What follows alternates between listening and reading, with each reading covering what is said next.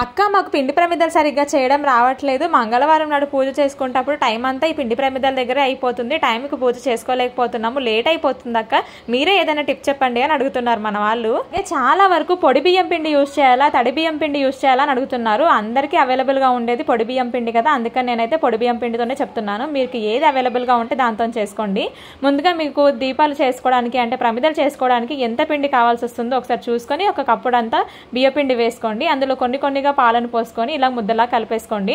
తర్వాత ఇందులోంచి చిన్న ముద్ద తీసి పక్కన పెట్టుకోండి. అందులో కొంచెం బెల్లం కలిపేసుకుంటే మనకు పచ్చి చలివడి రెడీ అయిపోతుంది దేవుడికి నైవేద్యం పెట్టడానికి. తడుపుకున్న పిండిని ఒక 10 నిమిషాల పాటు నాననివ్వండి. మరి మనకు పొద్దున్నే అంత టైం ఉండదు కదా, ఆ రోజు మనం పూజ చేసుకోవాలంటే మనం పిండిని ఎలా నానబెట్టాలని మీకు డౌట్ రావచ్చు. మీరు స్నానం చేయగానే ముందు పిండి నానబెట్టి పెట్టుకోండి. పూజ సామాగ్రి అంతా సిద్ధం చేసుకునే లోపు పిండి అయితే నానిపోతుంది. తర్వాత ఒక టీ గ్లాస్లో ఇలాగ కొంచెం పిండి వేసేసి మనం ముందుగా తడి పెట్టుకున్న బియ్యం పిండిని వేసి చపాతీల కర్ర ఉంటుంది కదా, ఇలా ఒకసారి ప్రెస్ చేసి ఒకసారి ట్యాప్ చేస్తే కనుక మనకి ఈజీగా పిండి ప్రమిదలు అయితే వచ్చేస్తాయి.